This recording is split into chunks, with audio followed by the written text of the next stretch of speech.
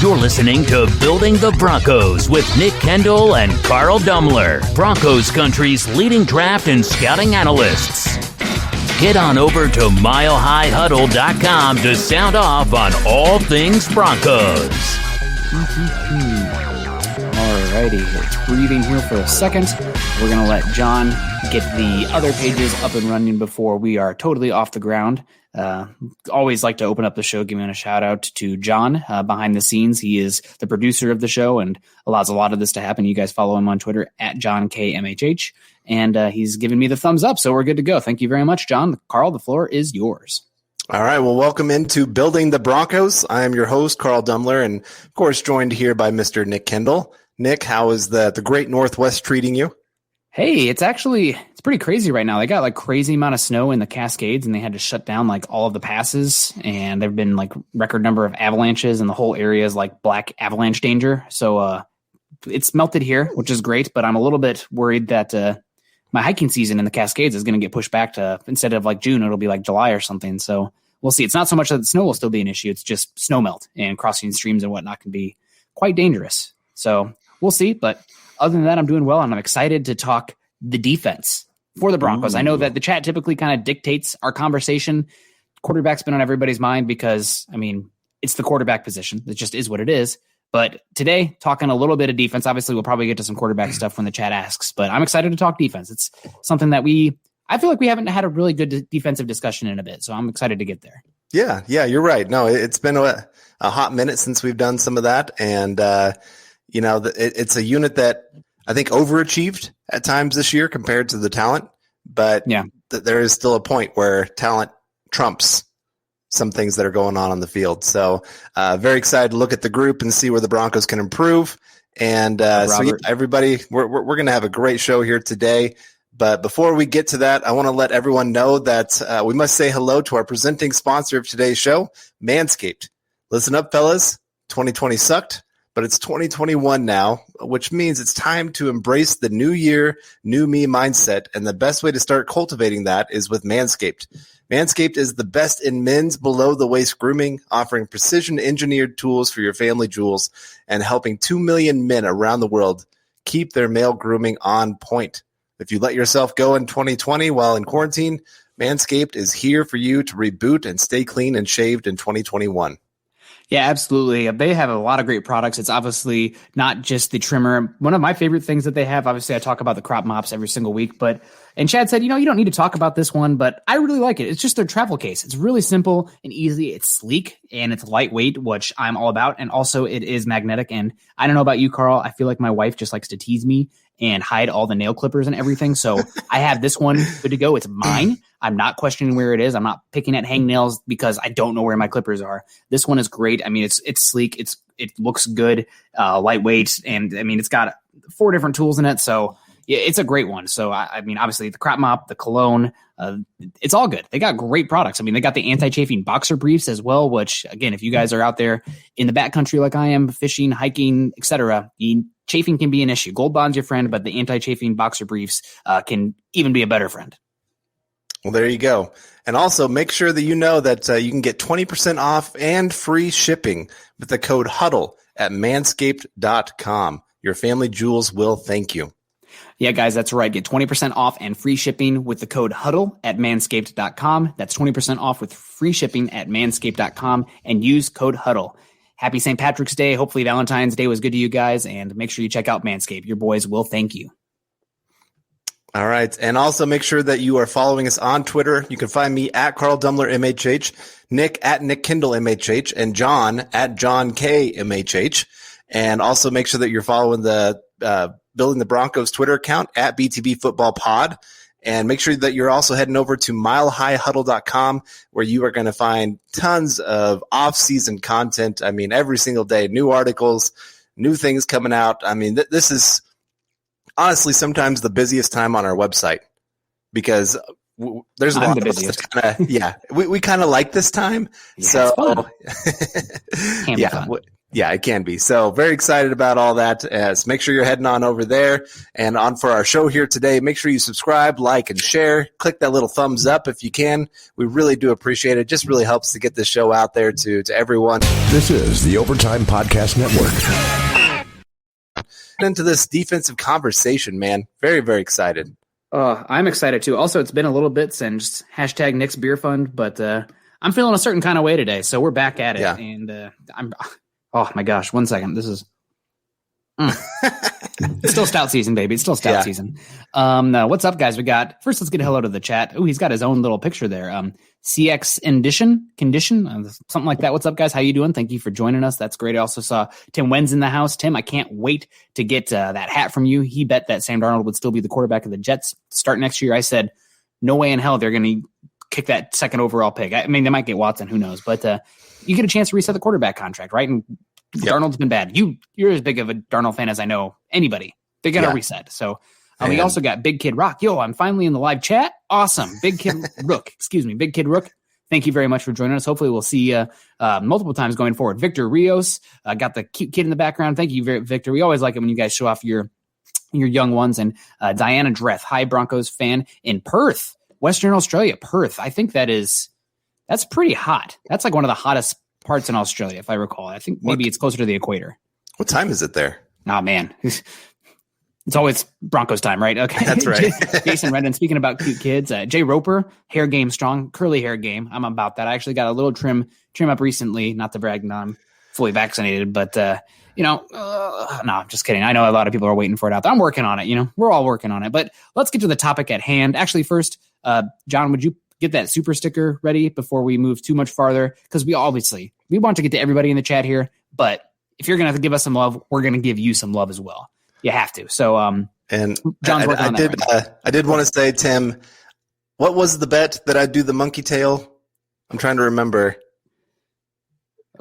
I can't. Yeah. Okay. We'll get to Stu Meats here. Super chat, super sticker. We got a little kitty saying ha ha ha. Really appreciate that, Stu. And I'm excited to have some fun here. We always have fun on this show, and it's always fun to mix in Broncos football along the way. So really appreciate that. And I can't remember what we agreed on for the monkey tail.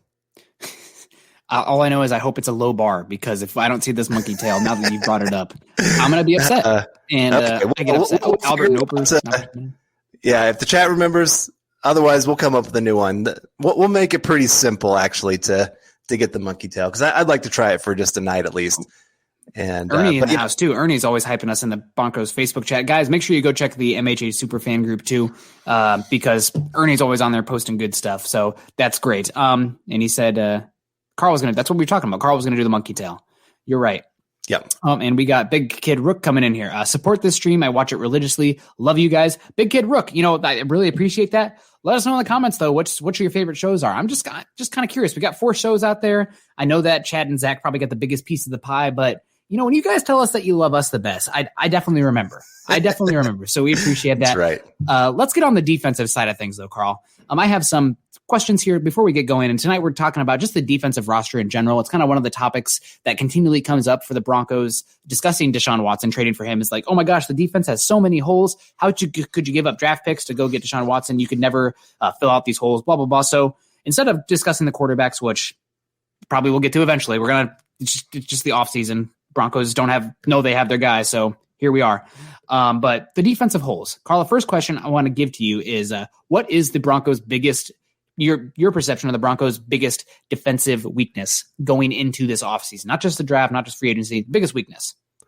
Well, cornerback seems to be the pretty obvious and popular answer with good reason. You got one good cornerback. Can you be more specific, though? Because you need 4 good corners in today's NFL. Right? Okay, so you got Callahan. He's a great cornerback.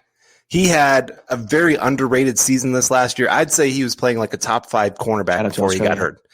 And so at least you got one. You got one great one. But like you said, if you only have one. Remember all those years with Champ Bailey? Teams just ignored him. They're like, why would we throw at Champ Bailey, one of the greatest cornerbacks of all time, when we've got 3 other guys that are lined up trying to – it made no sense. And he hardly ever got picked on. and with good reason. And same with since that year where he had like 10 picks or whatever the crazy number was. Also, happy anniversary to the Broncos and Mike Shanahan. Today is the anniversary of when they actually drafted or traded for Champ Bailey. They traded Clinton Portis for Champ Bailey today. Do you remember how upset a lot of people were about that trade? And like, I was upset, but I was an idiot. Yeah, so, yeah. Portis was he's a fan favorite with good reason. I mean, he had some great games for the Broncos, but yeah, Champ Bailey is a legend. So definitely glad Hall of Fame cornerback. Yeah, glad that one worked out for us for sure. But yeah, but behind Callahan, there's not much. Ojemudia had a few moments, but it was more on the bad side than the good side, I'd say. If we're being really honest in our evaluation of what he brought to the table. He gets bonus points, though, for being a Hawkeye. Like at least 5 in Madden, right? Like when you have a guy playing good in franchise mode. He went to the University of Iowa, so plus 5. Did you see Notre Dame's not going to be on the new college football game? No way. Yeah. That is hilarious. Yep. Oh, no, Notre Dame. Sorry, you guys. That's going to – I feel like that's going to hurt the recruiting because – It probably will. Yeah. But anyway, I wanted Notre Dame to join the Big Ten for a decade. They're right there, right? Yeah. Like games against Ohio State, Michigan, Penn State, Iowa. They should join the Big Ten, Notre Dame. You need to. Just geographically, it makes sense. Anyway, behind Ojemudia, Bosby, I think he got hyped up a little too much at times. He had some, and I was part of that because I loved Bosby. I thought he was going to be a great fit for the Broncos and what Fangio likes to do, but he's just so hit and miss. Yeah, he's too big of a risk taker, and for a Fangio defense, it is about discipline, especially when you're getting down to your like 4th, 5th, 6th cornerback. You can't take those risks. It's a lot of, hey, let them drive the field. We're going to stop them in the red zone. Yeah, that's what the defense was this last year, and Bosby did not help that cause. Saying Bassey was, I thought of the young guys, he showed the most promise. I'll disagree with you on that one. Okay. I think Ojemudia showed more promise, being asked to do a much more difficult thing. Okay, good point. But really, in the grand scheme of things, all those guys were pretty weak. Mm-hmm. There just was, like I said, there's a lot more bad than good. Yeah. And so that position has to be reloaded. It's not just going to be through the draft. It has to be through some free agency of some guys that you're going to bring in and hope that they can do something for your team. It's going to have to be through the draft as well, probably at least 1 or 2 cornerbacks in the draft. And one's going to have to be a pretty high pick because you're going to need that guy to play pretty quick. I don't disagree with you at all, other than I think Ojemudia brings more to the floor of this room than you're giving credit. I mean, I would be fine next year going with if Ojemudia is your first guy off the bench and you're kicking Callahan into the slot and you have somebody else as the other boundary corner opposite Ojemudia, you can do far worse. I mean, obviously it's not the no-fly zone, but you're getting great return on the dollar because late 3rd round pick. So you're going to have those guys turn around and give you something back. And I do expect that second year in a Fangio system, he's going to do a lot better. He's going to feel a lot more comfortable. I mean, you saw some plays where he just looked like he was lost and what am I supposed to be doing? Yep. And so I do expect that to be much better this year, cleaned up. And so I'm just talking about his rookie season and looking at what he brought. Like you said, the floor should be a lot higher with him this year, but he's still an unknown. That's the main thing. Yeah, I mean, I got to agree with you. I'm going to go a little bit more specific where I think that it is specifically the boundary cornerback position where it is an issue. I'm not as worried about the slot because you can find slots much easier than true wide corners that play that, outside area, outside the hash marks. And also, I mean, Callahan, even though he's been injured, you can't probably count on him to be 16 games. You have Bassey, who's coming back from an injury still, but you got 2 cornerbacks there that are fine. Outside of Ojemudia currently on the roster, I don't trust any of the boundary cornerbacks. They not only need to bring in a guy early in the draft, like you said, top 100 pick for sure, but they also need to spend some money there in free agency. And I know that historically, people will say, well, Vic Fangio hasn't really valued the cornerback position, but how often has Vic Fangio actually been the guy that's been able to make those specific decisions, right? Like you're probably giving him too much power if you're saying him as a defensive coordinator did not go after an early cornerback, right? That's just kind of not, he has some say, but he's not getting the say over the general manager or personnel guys or the head coach. Right. And then also his best defenses historically, and not just him, but like his scheme have had all pro cornerbacks. Kyle Fuller, that 2018 Bears team, Kyle Fuller, first team All-Pro, one of the best cornerbacks in football this year. This past year, Brandon Staley with the Rams, obviously Aaron Donald, but Jalen Ramsey, it's not a mistake that you had Jalen Ramsey with that number one defense. So I definitely think cornerback, boundary corner, wide corner, whatever the heck you want to call it, is where this team is the weakest. So now we'll pivot. Let's get to a few chats here real quick. They should sign 2 cornerbacks in free agency. You know what? That's not a bad idea. It really depends on the kind of value you can get. It's such a weird free agency. Obviously, cap's restricting. A lot of guys are going to hit the market. There looks to be a lot of good cornerbacks too. If they wanted to sign 2, that's fine. I think probably most people don't think about free agency in the way that it actually lines up, where it's kind of like free agency wave 1, big contracts guys go, free agency wave 2, kind of some smaller guys go, blah, blah, blah. Mm-hmm. Then it's draft, and then it's free agency wave 3. So I think, and that's kind of depends on what you've done in the draft, what holes you have after the draft still. So you have to come out of a cornerback with wave 1 or wave 2. Doesn't have to be a huge contract, but you have to come out with one there. And then the second free agency corner totally depends on what happened in the draft and if you want to go in that wave 3 area. Well, and the nice thing for the Broncos this year is those low-end wave 1 guys are not going to cost as much as they would in years past because of the cap going down. You got a lot of teams who are going to be making tons of cuts. And so you can go to these players and say, hey, here's what we're offering. They say no, you go to the next guy on your list. Hey, here's what we're offering. That was actually how they got Aqib Talib. Mm-hmm. They made an offer to what a good move. Dominic Rodgers-Cromartie. Yes. And he said, no, I think I can get more. And they said, oh, hey, Talib, we're going to make that same offer to you. And then serendipity, baby. Came back and said, you know what? I think I will take that. And they said, sorry, buddy. And then he couldn't get a deal from anybody. He got way overpaid by the Giants after that. I just remember DRC ducking Percy Harvin on the boundary in Super Bowl 2013. Talented guy, but man, it's soft. I mean, who am I to say that? I'm sitting here in a cushy job, not a cushy job, but on my rear end doing data stuff, and he's soft.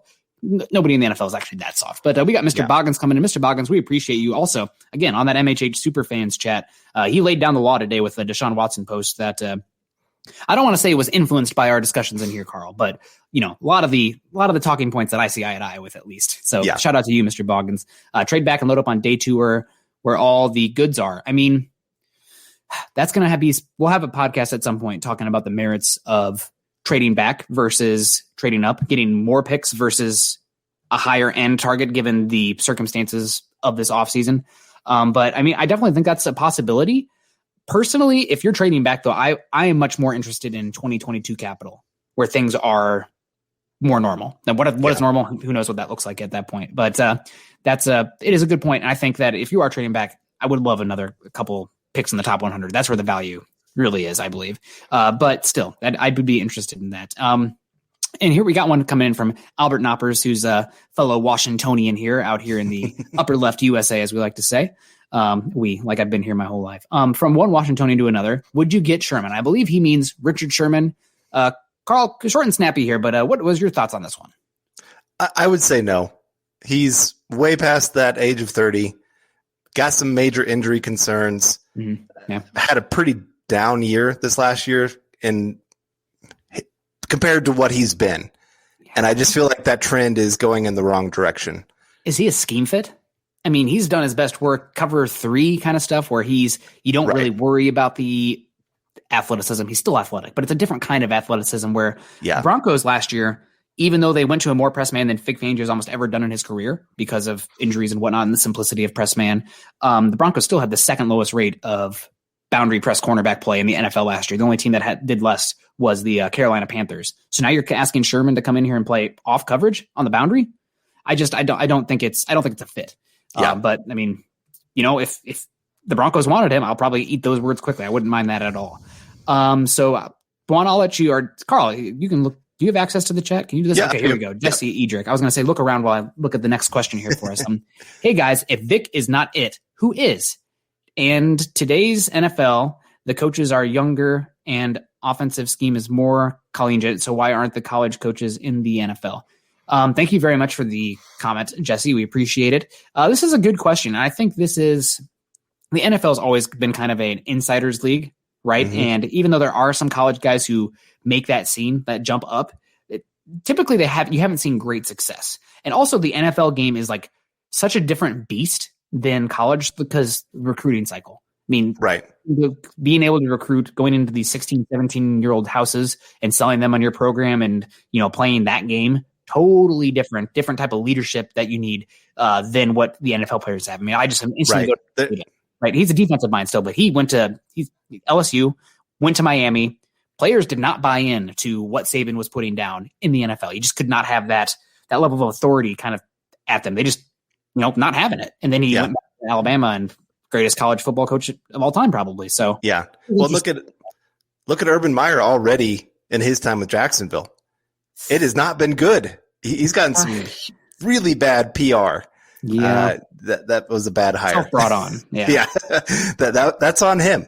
And I think he's probably going to struggle a little bit. They talked about when everywhere he's gone that his health issues showed up when his team had a loss. I mean, it destroyed him inside. Well, in the NFL, there's only been one team to ever go undefeated. So he's going to lose some games, especially being in Jacksonville.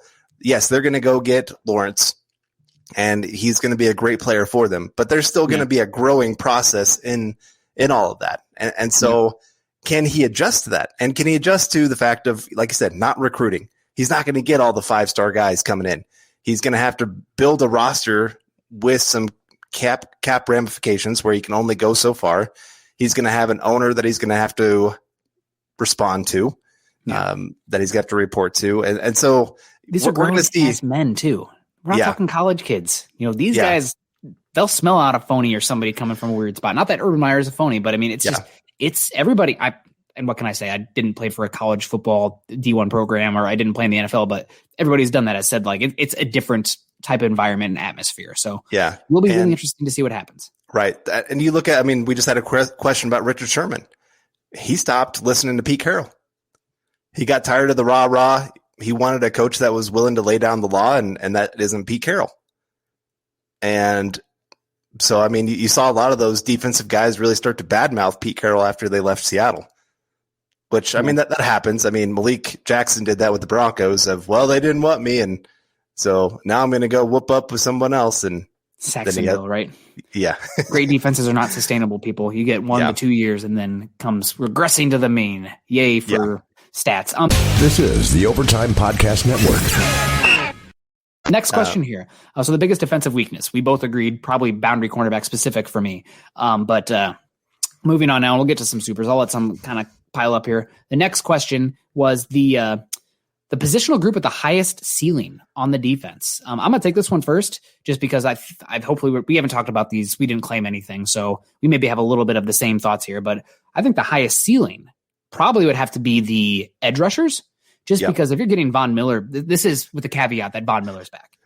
That's a big caveat, I know. But if you're getting Bradley Chubb, who is top 10, 15 edge rusher last year, and Von Miller, who by all cases last year before his foot injury, which was a freak one, was looking incredible, then, you have a chance to have a pretty dynamic edge rushing group there. If I'm taking Von Miller away from it, I guess it would have to be the safeties, but that's assuming Simmons is back as well. So, there's just so many moving parts, right? But on the surface, let's say Von is back. It's got to be edge rusher.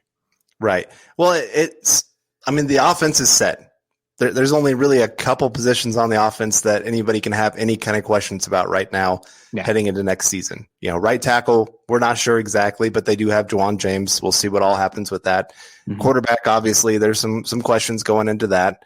Running back, a little bit. They have two guys that they could have if they really want to. Yeah. But defense, you're right. There's guys all up and down this thing. To me, defensive line, interior defensive line. You think they have the lowest ceiling, though?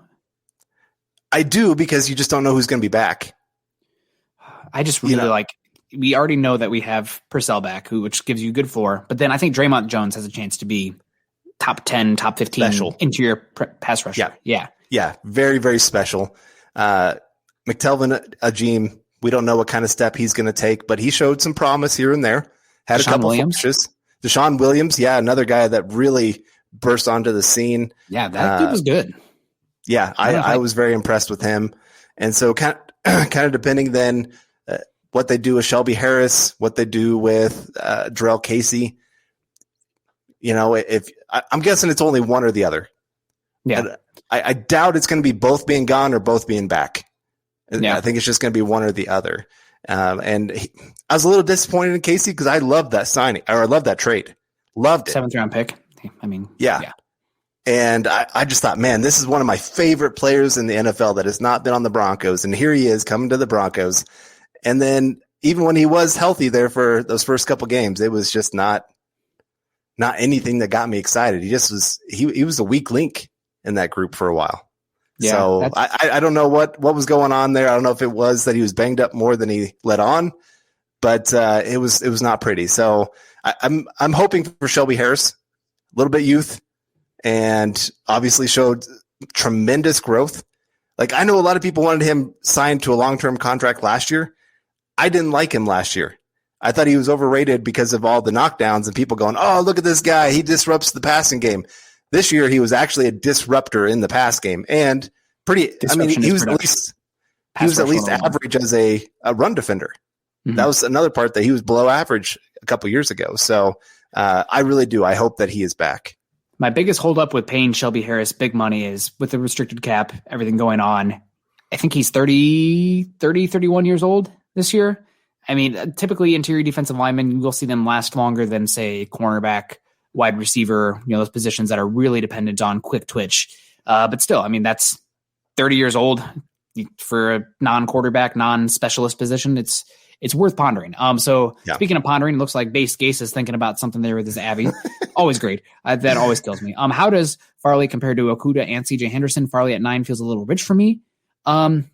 I'll take this one just real quick. I think Farley is a better athlete than Okuda. I think we somewhat overrated Okuda's quick twitch. I think Okuda in like a cover 3 or a much more press heavy scheme would be better, but I don't think he has the click and close of a Farley. I think CJ Henderson actually does compare well to Farley, but I think Farley has better ball skills and he looks like he has better length to me. And I mean, in hindsight, I should have been higher on CJ Henderson than I was. I know he had tackling issues. I don't think the tackling issues for CJ Henderson than Farley are a little different because I don't see want to issues with Farley. I see technical issues with Farley in his run stopping. To CJ Henderson, it was like he'd make business decisions far too often. It's like that kind of thing. So I don't really see that with Farley. I just see a little bit more of he's thinking about it. He's like, okay, I need to square up and do this. And by that time, he's like, he's overthinking it rather than reacting. And I think he can get better there. I mean, he came to Virginia Tech, played quarterback in high school, probably heck of an athlete in that offense, right? And then came in as a wide receiver, then moved to cornerback. So, I mean, maybe 9 is rich, but that's what you're getting for the top defensive class this year. It's just this isn't a very top-heavy defensive class. It's wide receiver, tight end, and quarterback. Enjoy. There's not the known guys like years past. I mean, everybody knew Chase Young, probably going to be a big-time star in the NFL. There's not a Chase Young in this draft. Now, Farley has a chance to be something special at the cornerback position because of that size, that athleticism. He could be something really, really special. He's a great fit for Fangio too, in my opinion. I know the tackling thing is a concern, but I don't think it's not a want to issue. And he's one of the few guys that actually, when you were looking at step for step, a guy that could keep up with Tyreek Hill or Ruggs, he can actually do it. I mean, we're talking elite Olympic speed in this guy. So he has that huge ceiling, but it is a lot of the top guys have lots and lots of risk attached to that. Yeah, you're definitely right. And we got Clifton Harris coming in here. Clifton, thank you very much for the comment. Carlos Basham, defensive end from Wake Forest folks, would be a steal at pick 71. You know what? I don't hate that. Broncos are in the market for an edge rusher. I don't know if it's exactly the type of edge they're looking for. Edge, I think we need to kind of have a Vic Fangio 101 defense coming at some point. Maybe we should get Coach Alexander on here because he does some great stuff with match quarters and whatnot. But safety, I saw somebody earlier saying the Broncos need to bring in a free safety and a strong safety. You're using the wrong vernacular. There it is. Javier, oh my gosh, he's in front of the astronomical tower in Prague. Everybody, if you get a chance in life, go to Prague, one of the coolest cities in the world. That's phenomenal. The guy who built that clock killed himself and they couldn't fix it for 100 years because it was so intricate and he was so ahead of his time. Anyway, crazy stuff. Really cool. Javier coming in. He's listed strong safety and free safety. I get why people do that. I don't think it's incorrect to label Justin Simmons or Kareem Jackson as one the free safety and one the strong safety. Those safeties are asked to do the same thing for the most part. They're split field safeties. You have 2 safeties on the field, not a free safety and a strong safety. It's not what's the best example? how different Earl Thomas and Cam Chancellor were as safeties. That's not the scheme. You're not asking for that center field guy. You have split field coverage with 2 safeties, sometimes the 2 cornerbacks. I mean, again, we should get Cody Alexander because he could explain it much better than I could. But that's a wrong way to talk about it. And I think, though, edge rusher is one where it's a little different. The 2 edges typically for Fangio have been different. You've had more of a power rusher and then more of a guy who is a hybrid who can drop back into coverage and also offer some speed stuff. So Basham, I think, is a good player. Maybe overlaps Chubb more than you'd want. But at 71, I mean, at that point, you're talking about just getting value. Yep. No, I'm with you there.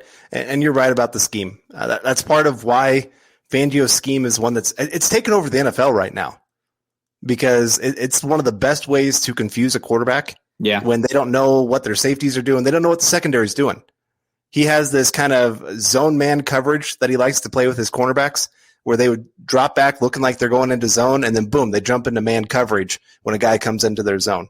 Like I said, with the safeties, you don't know which one's coming down. You don't know which one's dropping back. You don't know if they're going to be playing man coverage. So there's just so much intricacy to it, which is why I do think, like I said, Ojemudia could have a really big second year because it is complicated.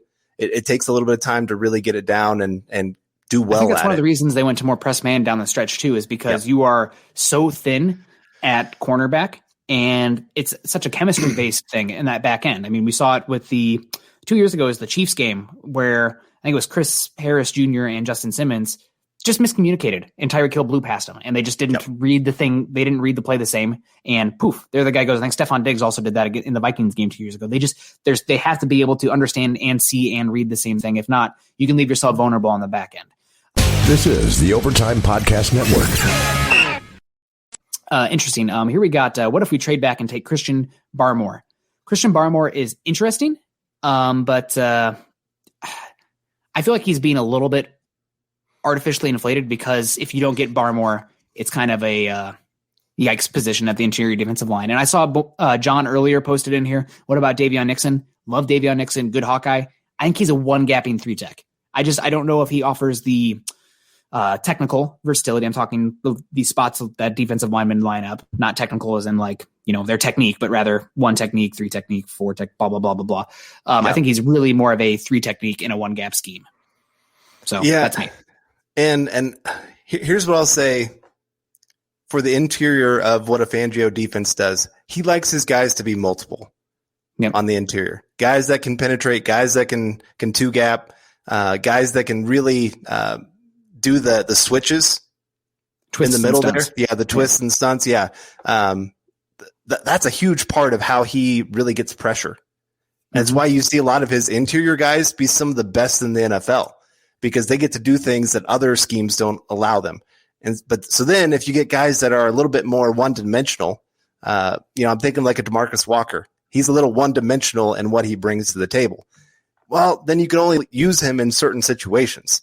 Yeah. And for a second-round pick, not exactly what you want out of that. It's kind of why I think they loved McTelvin Agim because, he played nose tackle, he played defensive end, he played 3-tech, 5-tech. I think I even saw him sometimes at 7-tech. And so they moved him all over the place. Draymond Jones, again, another guy that moved all over the place. Oh, him with the twists and stunts, baby. He can get skinny. Draymond Jones is so good, man. I hope he stays healthy. But yeah, no, it's just not a really good interior defensive lineman class. So we'll see. We'll let the chat keep going for a little bit. The next one, the positional group with the highest floor. This is an interesting one, Carl. And I'm going to take this one first. I know that this one might get some pushback, but we don't know about Justin Simmons yet. We don't know about Shelby Harris. We don't know about Von Miller. I feel pretty good about the floor of the off-ball linebackers, right? Now, this isn't one that moves the needle at all. But I know Mike Clay had them as like the off-ball linebackers as like the third best in the NFL, which I don't get. I understand there's going to be some guys at free agent, but I think the off-ball linebackers, it's not just, you have Josie Jules and Alexander Johnson coming back, but you also are getting back Justin Stranad. I think that room has a high floor. Now, granted, they probably should still address it to add some more athleticism to the position, but I just feel really comfortable. The Broncos didn't address off-ball linebacker at all this offseason. They're right where they were this year, and they were still one of the best. They're actually one of the best teams in the NFL at covering tight ends. Everybody's like, oh, tight ends, we can't cover them. But the Broncos actually were one of the better ones, especially in the red zone. So, and that's saying something with Kelsey and Waller in the division. And can we talk about that a little bit? I know everybody's gone crazy about the whole Super Bowl and everybody going, look what their linebackers were able to do against Kelsey. He still had over 100 yards. Like, yes, they kept him pretty well contained considering. Yeah. But that's just how good he is. Like, you can have the best linebackers in the NFL, and still Kelsey's going to find ways to beat you. Darren Waller is going to find ways to beat you. There's just some guys that are just – they're freaks. There's not a Kelsey Waller individual stopper in the NFL. There was one when you had Luke Kuechly out there, but I think it's just disingenuous to say like the Broncos have to use a first-round pick on a linebacker. Micah Parsons, of all people, first of all, that's not his game. He can be a cover guy, but that's not his game right now, at least. Right. That kind of they have to draft linebacker in the first round, otherwise they're going to continue to get killed by Waller and Kelsey. Guys, every team's going to continue to get killed by Waller and Kelsey. It's going to take more of a collective on the back seven rather than a single individual off-ball linebacker. Now, I will say, though, one thing that the Super Bowl, and I definitely thought this was the case as well, but one thing that I thought the linebacker athleticism brought in the Super Bowl that the Broncos do not have. I mean, say what you will, Josie Jules, Alexander Johnson, high floor, not really athletic needle movers. The ability to close down space in the flats in the quick pass game with David and Devin White chasing those guys down, monumental. Something the Broncos could not even dream of doing right now with what they have. And that's probably the biggest reason I'm looking for that kind of guy, just because there's so many quick pass teams. First thing is limiting the big passes down the field. Broncos have been doing that pretty well against the Chiefs. I mean, teams were copying the Broncos' defensive scheme against the Chiefs, and also with the Rams, which is also the Broncos' defensive scheme. Vic Fangio, Brandon Staley, blah blah blah. We don't have to go down that, but that's what the Rams did against Russell Wilson, and he looked really vulnerable as well. And then also, against the Packers, they really kept it a close game. So it's blueprints out there, but you don't have to invest heavily in the linebacker. And that's something too. It's hard to go on a tangent here, Carl, but I keep seeing people say, "Oh, Jeremiah Owusu-Koramoah would fix the Broncos linebacker position." He's not an off-ball linebacker for this scheme. I'm sorry, he's just not. He's much more like Will Parks. He's an overhang safety / slot defender, which there's value. And if the Broncos wanted to go to a 4-2-5 base with more that kind of linebacker safety hybrid playing over the slot, by all means, I can buy it. But for what Vic Fangio's done historically, that's just, he doesn't use that kind of guy. Yeah. Sorry. And I saw, yeah. And we've had a few names from the draft thrown out here. I think Boggins had Dr Cox come home. Yes. Good pick. I would really like Dr Cox. I think if you want him, you have to take him with that second round pick. He might not even be there, but you have to take him with the second round pick. I also really like Jimin Davis from Kentucky. He's somebody who's starting to get some hype. I mean, if you're a height, weight, speed guy moving around at linebacker, you have my attention. I love the guys with length. Since we're talking about this position, John asked me a question the other day. A guy named Charles Snowden. Where does he play in the NFL? God, he's kind of like a guy without a home. Yeah, right. Like, so I said he's kind of like Justin Hollins, but he's not as explosive as Justin Hollins. He doesn't have the same hands as Justin Hollins. I've seen him mocked sometimes. I'm not a fan. I'll just say that. He seems kind of a guy who is. He's not strong enough to be that type of frame that he plays. Okay, 6'7". I said 6'6", 6'7". Yeah, he's tall, and so having him at the off-ball linebacker, you don't see anybody that tall playing that kind of position. Now, zone coverage, if you're playing, just strictly zone coverage, that's a guy that can cover a lot of space just because of his size. A red zone stopper. Yeah, exactly. Your field goal kicker blocker. But you're right. And to me, any team that drafts him, I know people love these hybrid players. They don't seem to work well in the NFL. There's not many of those guys that are just exploding like crazy, just going, just making plays all over the place. You kind of need a specific idea on how you're going to use them. Now, there's things that you can mix in there, but you need a guy that can have a position that you say, this is what we need you to do. Practice this. Yep. It's kind of like wide receivers, right? Like an elite traits translate. Yeah. If you have that trump card, typically it translates. So I definitely agree with you. And I think there's an argument to be had for Kwity Paye, right? They just asked him to do way too much, like 3 technique, 5 technique, wide 9, 7, blah, blah, blah. Like just let the dude be explosive off the edge and get after it. Like he's thinking too much. So yeah. Will be interesting. Not everybody can be Calais Campbell. Not everybody can be Tyrann Mathieu, et cetera, et cetera. Right. I do think, though, I will push back a little bit. I think in today's NFL, there is one position that's kind of a hybrid that is becoming norm, and that's the deep safety, split field safety that can come down and play slot. Like, okay, I can get on board with that. Yeah. That's one. That's the one. And that's where you value safeties these days. Like the Seahawks trading 2 firsts for a box safety. I don't care where Jamal Adams, went in the draft. That's dumb. That's bad value. And that's the kind of stuff that drives me nuts. 2 more years. Yeah. How long? Let me see. Maybe another 30 days until the Broncos trade him in a package for Deshaun Watson. No, I'm just kidding. I'm sorry. I promised I wouldn't do that, guys. I promised I wouldn't do that. So question. Okay. Along that lines, I know we didn't really want to get too much into the Watson conversation, but they say we either want Chubb or Jones. Which one you sending? I'm giving Jones. I mean, Chubb is the straw that stirs the drink for the defensive line. He was doubled pretty consistently last year, and he had a high win rate doing that. Also, I think he's younger than Jones as well. And while Chubb has had that serious injury, I feel like every year Jones has had like some sort of nagging injury. And while it's harder to find an interior pass rusher, it's not as make or break as having a dude at edge. And make no mistake, Bradley Chubb's not Von Miller. He's a dude at the edge. He's a top 15 edge rusher right now. And especially considering I know that like everybody's like, oh, Malik Reed had more sacks. I don't want to be that guy, but like watch the tape. Like Malik Reed, good year, no doubt at all. But he's winning one-on-ones. He's doing stuff where the quarterback's getting pushed off their spot because Bradley Chubb's pushed him off his spot. Bradley Chubb, I'll come back to it. I think it's an overused phrase, but it's perfect. He's the straw that stirs the drink up front. Right. Well, and you saw his rookie year. He was then the beneficiary of Von Miller being on the other side. You got to see a lot of his sacks that kind of came where Von pushed a quarterback his direction. This year, you got to see him do that for Malik Reed. Yeah. And so, that's why raw stats just do not point.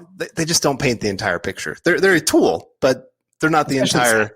Pressure rate's way more indicative year to year of what a guy is. And I love having Malik Reed. I mean, like you said, he had a season that surprised some people. And I'm hoping that they can figure out a way to kind of keep him around for a little bit longer. But this year I'm hoping that he is third edge guy that's coming in as that substitute. I think he can be that really, really explosive player in that kind of moment. Yeah, I definitely agree with you. I would be a big fan of his as well. John, I'll let you, and Carl, I'll let you troll the comment section for a second to see if we got anything posting up. But so we said you agreed with me the highest floor was the linebacking room. I thought I was being really saying that. No, I really don't, because I think I really do think Josie Jules, the player that surprised me the most this last year. I thought he actually played better than Alexander Johnson. I mean, he's the signal caller, the defense, right? He's getting the guys lined up. And I thought he did a great job of being in position, doing the right thing. Just, you didn't see him make a lot of mistakes. There's a couple run plays where he got himself out of position, got caught going a little bit too far, and then they cut it back, and he left an opening. But beyond that, he really was just a very, very solid player for them, very, very smart. And then Alexander Johnson, he got better as the season went on. Beginning of the year, it was not good. Yeah, not as bad as like the Broncos trying to play Corey Nelson to start off 2019. But it was still, he was out of position on a very regular basis. Gave up a lot of big plays. That was a big thing we said, though, leading up to that. It's like the Broncos got rid of Todd Davis. Well, there goes the guy telling Alexander Johnson, line up right here. This is your gap. Like, you lost your signal caller. It's going to be a little bit of time to figure it out. Yeah, and that's what we saw. Right. And once he did, it was good. And like I said, now getting back Justin Strnad, everything that we were hearing was that he was looking great in practice, that they were really impressed with what he was going to do, and that he was going to have a big role in the defense this past season. And so I still think they're going to probably have really good high hopes for him. And I still think they're probably going to add to the position too through the draft at some point, because this is a great off-ball linebacker class. Probably the best that I've seen in the last. Yeah, it's deep. Maybe not quite the top end guys like the Devin Whites. Well, Micah Parsons, it's hard to tell which direction that's going to go. I don't know if he's even a dude. I see a couple real quick to interject here. I want Falele. I can never pronounce his name. He's from Australia, 6'9", 400-pound tackle from Australia. Speaking out to Australia listeners there, he seems like a great pick for us in the second or third round. I'm like 99% sure he did not declare for the draft. So as you were, guys, I don't think he's in the draft. I think he returned. So there we go. We got Rod TV coming here. Rod, good to see you. What's going on? Why do you, Zach and Chad, downgrades former Bronco players and Watson who actually win, but stand up for players who are mediocre players like Locke? I'm not here. I'm not in the business or dumb enough to talk bad about my own coworkers, especially the boss man, Chad or Zach, who both do great work. Different opinions are great, and they can back them up. And I'm all about having that discussion as long as it's not disingenuous, whatever the opposite of disingenuous would be. And I think they believe what they're saying. I just think that. When Champ Bailey comes in, speaking of Happy Champ Bailey Day, saying that like if the Broncos have a chance to get Watson, you go get Watson because he's a franchise quarterback. He's that special. Yeah. Like it seems simple to me. I don't know. Maybe I'm overthinking it. Maybe other people are overthinking it. But that's it. Just kind of is. And there's different flavors, different shows for different folks. I like to think that Carl and I are a little bit more on the realist side of things. Yeah. We're not here to tell you that everything is great. Like I'm gonna try to keep it 100 with you, as the kids would say. But different strokes for different folks, right? And I always have to love the fact that like we're the draft guys and we're saying draft picks are overrated. Trade them. Go get the known player. It's the Family Guy scene, right? It's like, we'll take the boat. No, Lois. The mystery box. A boat's a boat. But the mystery box could be anything. It could even be a boat. Like that's we all want a top 5 franchise quarterback because you have to have one to compete in this division, how it stacked up. Right. I don't know. We promised we wouldn't go way down this rabbit hole. We got a couple more questions here. I'll let you guys go back to the chat here real quick if you want to pull anything else up. Lowest floor. Carl, I've kind of taken the lead in the last few ones. What positional group on the defense has the lowest floor? Well, I mean, obviously, like if Justin Simmons doesn't come back, it's got to be safety. I mean, Kareem Jackson is on the wrong side of 30. He was still good this last year, but I think he's also helped by the fact of having Justin Simmons on the other spot that he can really trust to do his job well. And so allows him to do a lot more coming downhill. I think if Justin Simmons is gone, you're going to have to depend on Kareem Jackson to be a lot more back. And that's just not his greatest strength. He can do it. And he did it fine when he was asked to do it, but you're going to ask him to do it a lot more. And so that's the group. If he's not back, and even if he is back, there's only 2 guys. You need a few more safeties to really kind of round out that group because you're going to see it. Will Parks. I mean, he kind of jumped right in as soon as he was right on the Broncos.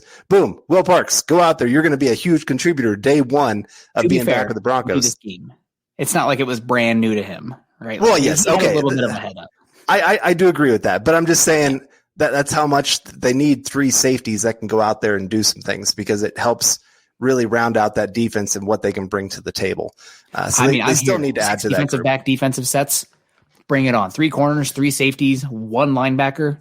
Like linebacker is the running back of the defense. It just is what it is. Unless you have a guy who's like, like those really toolsy linebackers. They're like the Travis Kelce, Darren Wallers. They're exceedingly rare though. So the lowest floor, I think. So you say if the Broncos lose Justin Simmons, the safety position, which I mean. Amen to that. I'm not as worried, though. Let's say like the Broncos lose Simmons. I don't think it's going to happen. I think worst case, you're going to see him get tagged. But let's say they lose Simmons and then Kareem Jackson goes down with injury. You're in trouble. Like, no doubts about it. You're in trouble. I think even worse would be moving on from Von Miller and then Bradley Chubb going down. I mean, Malik Reed had a good season this year, but again, Chubb was the straw that stirred the drink. He was probably the 4th most valuable defensive pressure guy that they had behind Draymond Jones and Shelby Harris and Bradley Chubb. If you're down to like Jeremiah Tauchu and Malik Reed, the whole defense caves in, right? This whole defense is predicated on being able to generate pressure with 4, keeping guys back. If you're without those difference makers as pass rushers, you're done. I mean, you're done. So, especially with how this offense is just not putting up points. Not that they're not good, but they're just, I don't want to go down that rabbit hole, but they're just not putting up points very well. So, that's a concern. So I'd say edge rusher. Another one here, player who can and needs to step up in 2021.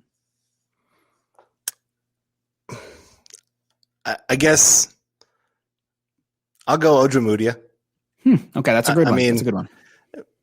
like I said, we're going to need at least a couple more cornerbacks to come in, but that also means then you're going to have Ojemudia step up because, like I said, Callahan, good chance he's going down with injury at some point. The idea of him playing 16 games, he's never done it. He's never one time in his NFL career played 16 games. Yeah. That's very concerning. I love what he brings when he's on the field, but you just can't trust it. So you're going to have some backups. Yeah, you're probably going to use a high draft pick on one of them. Probably going to bring in a guy in free agency, but Ojemudia is going to get a lot of playing time. And we saw this last year. Teams went after him like crazy. And there were some plays that he almost made some big plays. That was part of the problem, was he just couldn't quite hold on to the football. He goes from should have been a big interception to then giving up a big touchdown.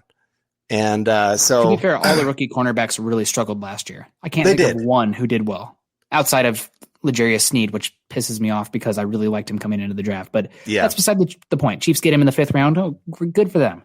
Sorry, I'm bitter.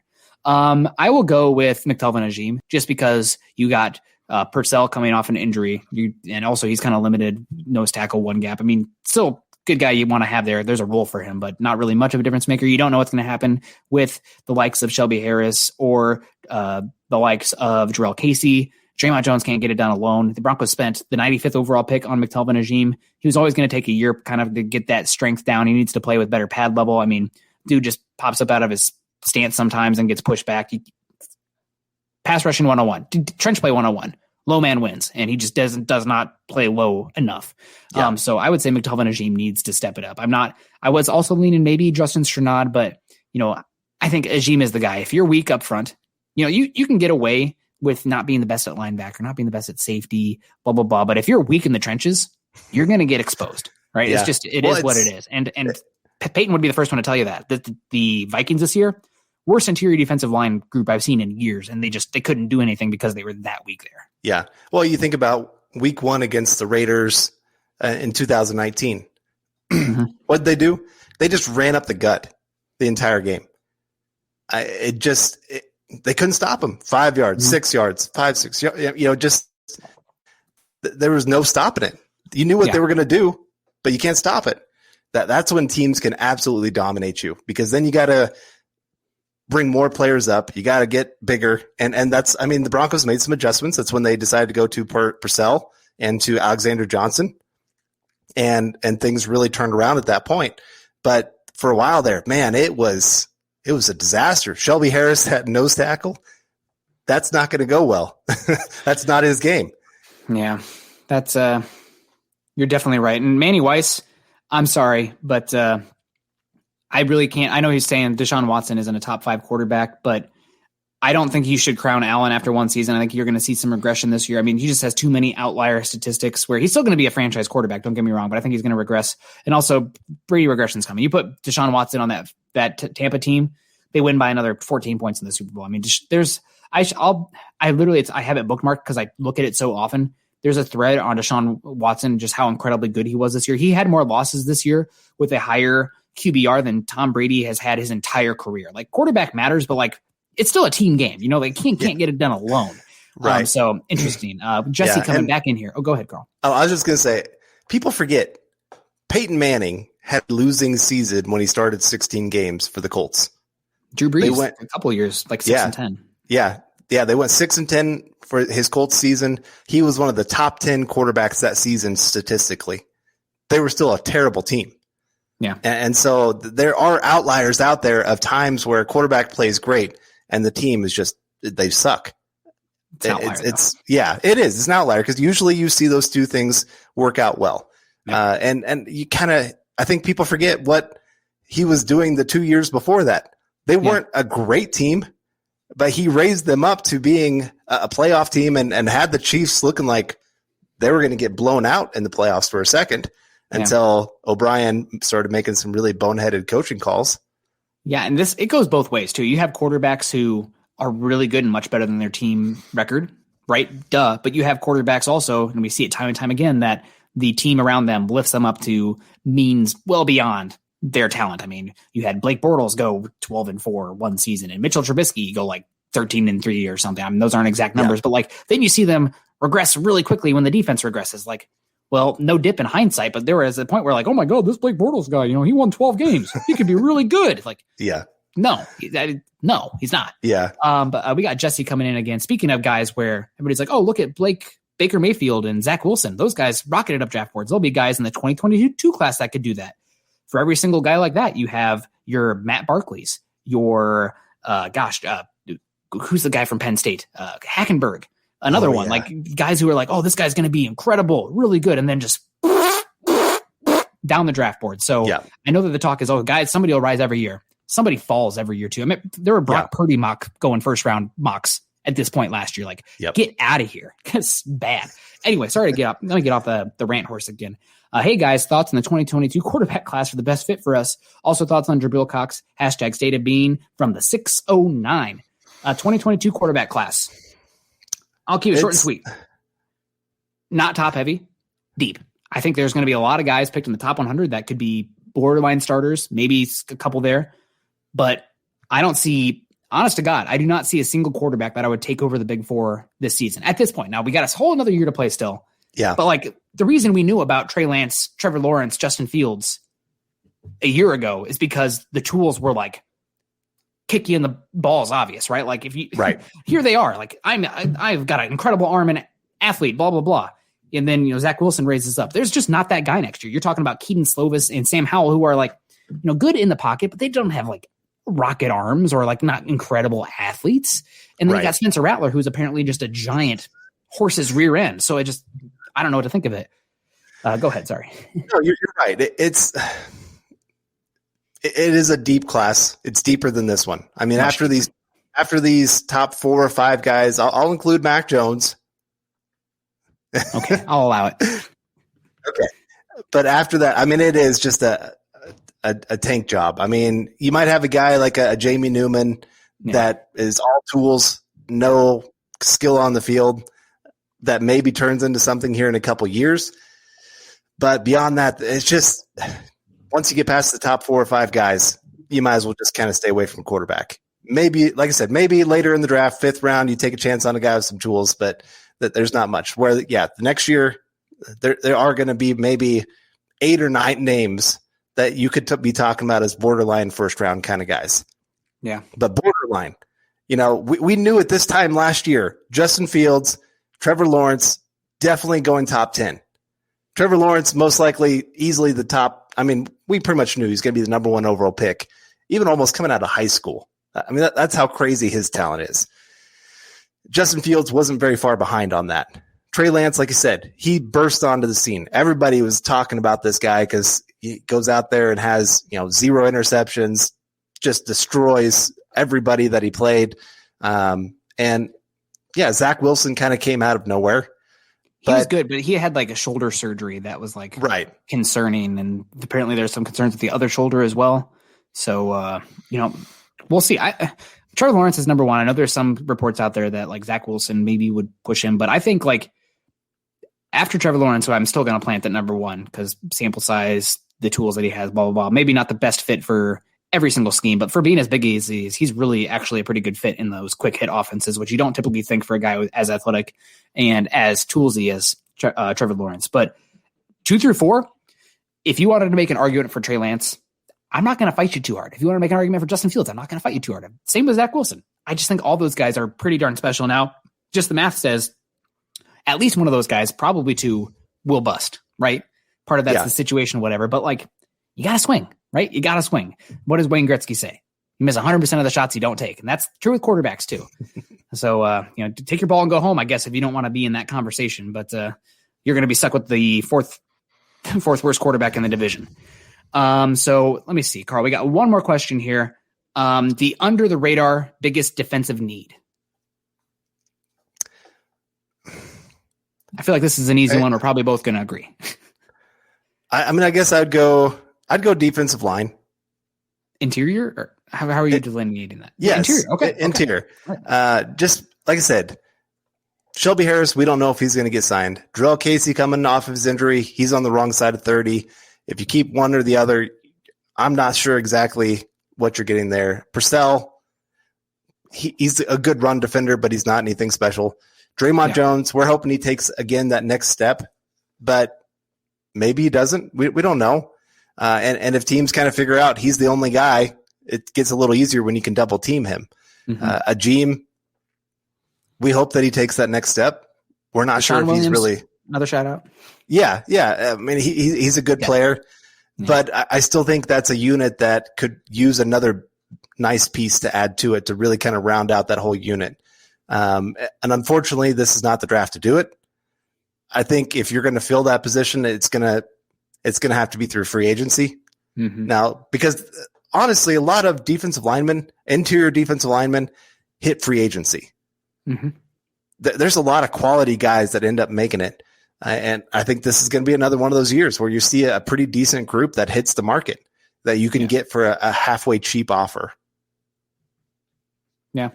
I mean, I definitely agree with you. I think maybe somebody will overrate the position given the defensive line class in the draft. But still, I mean, we'll see. And thank God they have Draymond Jones, right? I mean, that's an ace in the hole for the Broncos. And the only way you don't have that is if you trade for Deshaun Watson. At that point, you just deal with it. But I think the most underrated one here for me is it's got to be edge rusher, right? Like, I think maybe that's not underrated, but I would say for the general fan, if let's say the Broncos took an edge rusher at 9, and maybe this isn't the class to do that, but just as the way the roster is set up right now, edge rusher is one of those positions where if you can take that position, invest in that position a year before it's a need. If you are already going into a position in the draft where you have to come away with an edge rusher, you're already in trouble, right? Like that is such an issue. We got Tuska question coming in here from Todd as well. I'm curious about Tuska. I think Tuska, if he wants to be a guy on this roster, needs to get much stronger at the point of attack, and he needs to compete with Malik Reed for that kind of sub package speed edge rusher that can back up and play in space. That's his path to the field. And right now Malik Reed is far better than him at that. So I don't think he has the frame to get that much stronger and to be a true base down to sub package kind of guy. It's still 7th round pick, one of the last picks in the draft. You can get the fact that he even made the roster. There's value on that. But edge rusher, again, it's one of those positions. And that was my main takeaway from the Super Bowl too. Everybody's talking about, the linebacker speed that the Bucs had, and rightfully so, right? Like that was huge for them. My face is starting to get a little red from just having half of a beer. Gosh, what am I, a freshman? But we're getting late in the show. I can make jokes like that. But edge rushers, again, it's one of those positions where you invest in it a year earlier than you need it to be. You need it. And in that Super Bowl, everybody's like, oh, the linebacker speed, blah, blah, blah. The biggest difference maker, and part of it was the Chiefs offensive line was might as well have been the podcast host of Mile High Huddle out there blocking for Patrick Mahomes. But the ability of the Buccaneers to generate pressure with 4 and allocate 7 guys and to be able to play 2 deep safeties and consistently harass Patrick Mahomes. That's the only way you can beat this Chiefs team, unless you get extraordinarily lucky. There was some plays in that game where guys were running open, but Mahomes didn't have a chance to see them because pressure was in his face so quickly. Yep. So and he's greedy too. Mahomes is greedy, which is, he makes some great plays because of it. But because of that, you have a chance to make him make some boneheaded plays where he's running back. I mean, at some point, he's going to have like a 25-yard sack, right? It's just going to happen. Yeah. And to be able to get pressure with 4, that's the most important thing. I know that there's been a big debate in the analytics world about coverage is more valuable than pass rush. And I'm very much an analytics guy. I just don't think that's true. I think that, especially when you're building a team, quality in the front 4, quantity in the back 7. You need to have depth in the back 7 because in the back 7 passing game, they dictate matchups. You dictate matchups with your pass rush. So I want quality in the front 4. And if that means the Broncos are spending a year earlier on edge than they should, so be it. I think that's there's enough value about that.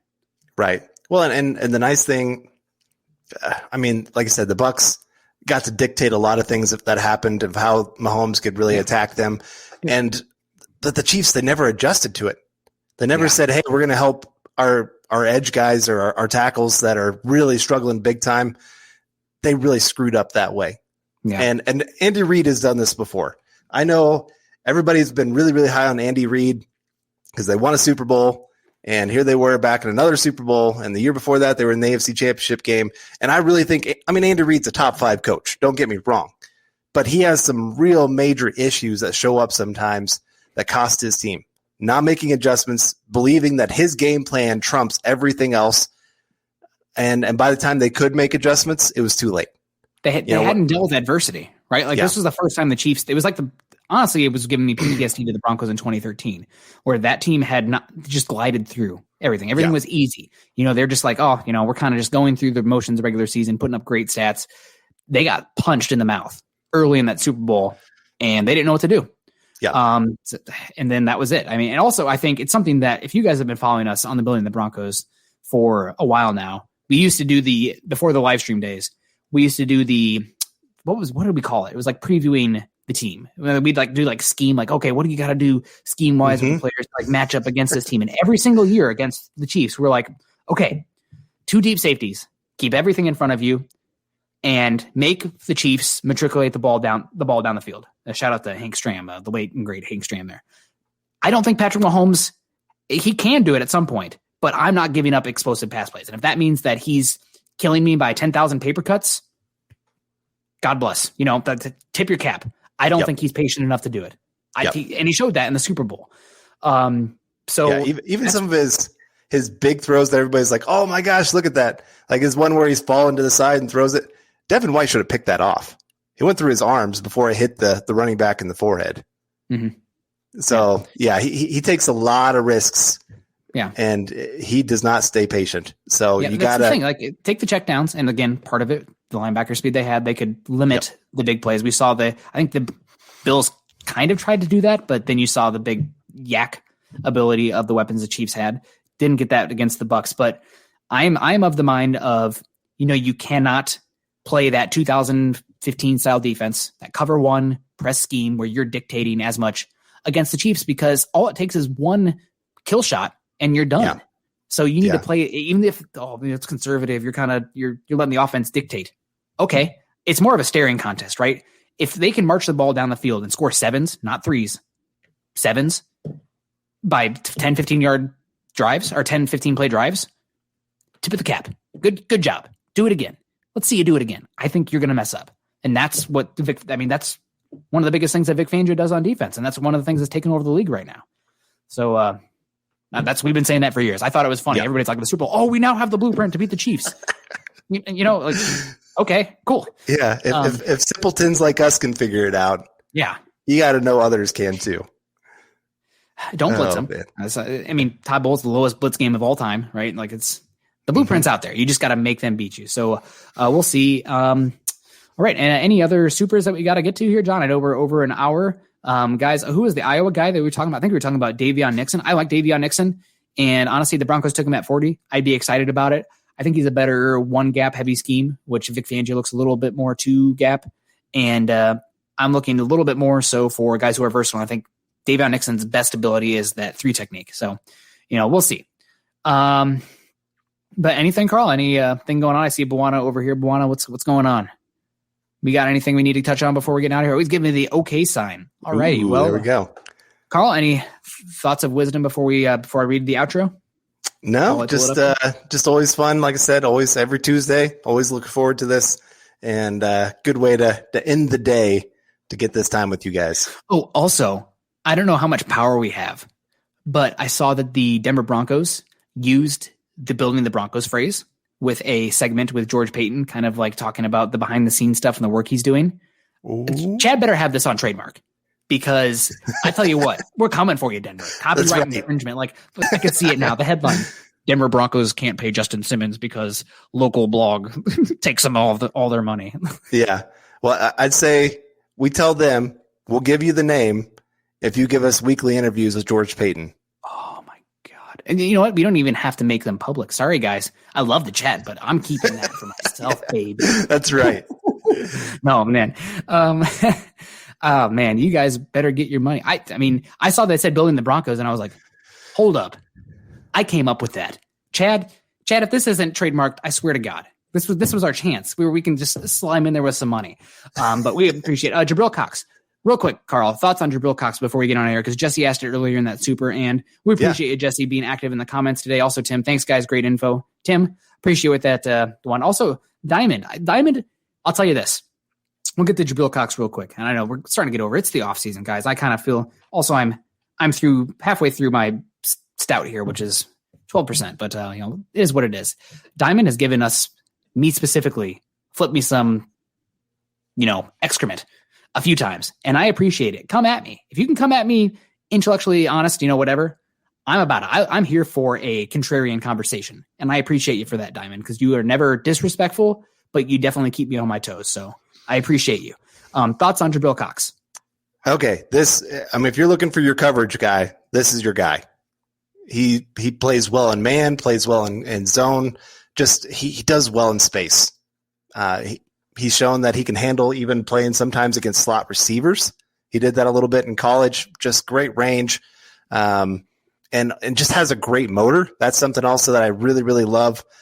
I really like this kid, and I think he would be a great fit for the Broncos. What is he, like 6'3", 230, something like that? So something like that. North Dakota State transfer. Good size considering the athleticism that he shows on the field. And I think he is one of those really, really rare, great coverage guys that come out of college. Most of them really are not as a finished of a product in that area like you see with him. Yeah. So I love the kid. And if they get him in the second round, I'm saying that's my guy. I love it. I'll take it. Yeah, I really do like Dr Bill Cox as well. I thought he was probably the most interesting guy of the linebackers. Maybe not the most interesting, but the guy that I think makes the most sense for the Broncos that were at the Senior Bowl this year. Baron Browning's probably the most interesting just because the edge rushing ability on top of the athleticism. I mean, we're just talking pure interest here. But I think Cox is really good. I also think while you do see him, he does have the ability to go over and hang over the slot from time to time, which Fangio does ask his linebackers to do. He also asks them to scrape and run fill in the box, which again makes me just like really hesitant with Jeremiah Owusu-Koramoah, especially with reports that he played at 200 pounds this year. Like I can't imagine him playing the demands of the linebacker in the Fangio scheme. But I really think Cox is a great value there in that second round, third round. I mean, right around there. There's a bunch of really good linebackers in this class in that day 2 range and that I would love. It sucks. This is like, I'm starting to get used to the Broncos having multiple day 2 picks, right? Like it used to be so fun, like all these top 100 guys. Now we're back to the normal as far as the draft slots that they have. But I would love Cox day 2. Zaven Collins. Want to put it up there, so we're going to keep at it. Zaven Collins, unless Carl has to get out of here. No, go ahead. Okay. Zaven Collins, I do really like Zaven Collins in a vacuum. Tulsa, guy who played at a very small school. I do wonder how much of surplus value you're getting on him in comparison to what you already have with Alexander Johnson. I think Alexander Johnson's a better blitzer. Zaven's a little bit softer of a player. Again, he's going to go round 1, round 2 in the NFL. He's not soft, but I think that I just don't see it as that much of an upgrade that is worth investing a first round pick on. If he falls to round 2, then, all bets are off. But at 9, no. And I see we need to make some draft guides. We do put out a lot of draft articles. So check out Eric Trickle's work. I know not everybody agrees with all his stuff, but that dude, he puts in the work, puts in the time, and he's also connected as well. So, there's a lot of people like that out there, but I can vouch for Eric. He's authentic and original with his takes. And there's real value to that because in this social media circle that we find ourselves in, especially on Twitter, Facebook, whatever, it's really easy to find yourself in an echo chamber. Right. So I value that a lot. Yeah. Well, I always think we had, what was it? A couple years ago, we got tired of every time we'd say a player we liked. Well, then all of a sudden, like everybody started talking about that player and being like, "Oh, I love this guy. I can't believe nobody's talking about him." We're like, "We've been talking about him." I can't remember what all players. I remember like Forrest Lamp was my big one, and then everybody started loving. Everybody's like, "I love Lamp," and all those memes. I'm like, I talked about that guy a long time ago. Always get, no matter whatever Hawkeye comes on the scene, I have dibs. But Tristan Wirfs being as good as he was, I'll pump smoke up your rear end saying like, "Oh, I always knew." Yeah. Like, holy crap, that guy is looking like a first ballot Hall of Famer right now. One season, we'll see. Right. And we got Kid Rock saying here, people plagiarizing Eric's reports. I mean, it's happened multiple times, folks. Not just once. It's multiple times. Yep. Almost every year we run into that problem. In the shop with Willie, I disagree with you about almost everything, Nick. I got you. Well, I appreciate that, Willie, but sounds like your takes need to be put in the shop as well. Ooh. All right, we got to get out of here, folks. We're getting long now. We're getting silly. Guys, that's going to do it for Building the Broncos today this week. Every Tuesday night, 6 p.m. Mountain Time. Please join us. We really do appreciate it. If you guys will join us, obviously we got 23 likes in here. If you guys getting out of here, hit the thumbs up, heart reacts, whatever. That would be greatly appreciated. You can find Carl on Twitter at Carl Dumler MHH. Also find John on Twitter at John K MHH. You can't see him up here, so I always got to spell it out. JONKAY MHH. No H in there, not just the letter K. JONKAY. So, yep, there it is. Ooh, John, pulling it up there for all the listeners. Also, guys, head on over to milehighhuddle.com for all of our written content and the Mile High Huddle community content. I think I've written 13 articles so far in February. I've been on a roll. It's draft season, right? It's off season. This is time to shine, time to get that content out there. We're all about that hashtag content. Guys, head on over to iTunes and leave us a 5-star rating and a comment. That can do us a lot of good. We're trying to pump up those numbers there. So if you enjoy the show, or if not, be honest with us. Just let us know and leave a comment. And I need to get back there and read those comments, see what's going on there right now. It's not always the easiest way to find the comments, but it's worth it, especially if you guys are putting some positives ones out there. I mean, gosh, really is a difference maker in my day. I think about them for a while after I've read some good ones out there. Head on over to iTunes, or I already read that one. Also, guys, most important, like, subscribe, and share. If you are joining us on YouTube, that's probably, again, like I said, the most important thing you can do. If you like these shows, it doesn't just help us. It helps Chad and Zach at the Huddle Up podcast. It helps Zach and myself with the Mile High Insiders. It helps Lance and Eric with the Dove Valley Deep Divers. If you can like, subscribe, and share via YouTube, I mean, that's the bread and butter.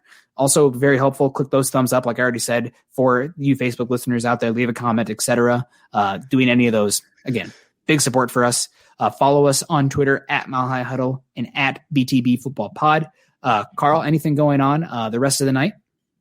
Well, heading back to that rowing machine, man. Just my usual. That's how I like to close out my day. Getting in a few laps. Wow, good for you. I actually weighed myself the other day, and I was like, holy cow, I can't believe I'm that little. I think it's partially like the hardcore hikes that I had been doing, but also I think that dog is getting me into a healthier life because I walk him, a mile or so every single morning, and he's got me on a routine at this point, and that's been good. Also eating a little healthier, but we appreciate it. Tim saying you guys deserve this positive responses. Appreciate that. We got Anna saying peace out, Broncos country. Mr. Boggins saying more like Carl Smartler. Am I right? Right. I appreciate that. Big Kid Rook coming in multiple times today. Go Broncos. We appreciate that. Also, I don't know if we got to any of your comments tonight, Todd, but you were very active in the chat. We appreciate the heck out of you. Thanks for the show. Have a good night. Todd, you are an OG. I really appreciate it. And Ian Rader coming in. Have a blessed night, fellas. Ian, thank you so much. Guys, we appreciate you. Stay safe. Also, LOL, what the hell? That's how I want to end every show. All right. Stay safe, guys. Go Broncos. You've been listening to Building the Broncos. Join Broncos Country's deep divers at milehighhuddle.com to keep the conversation going.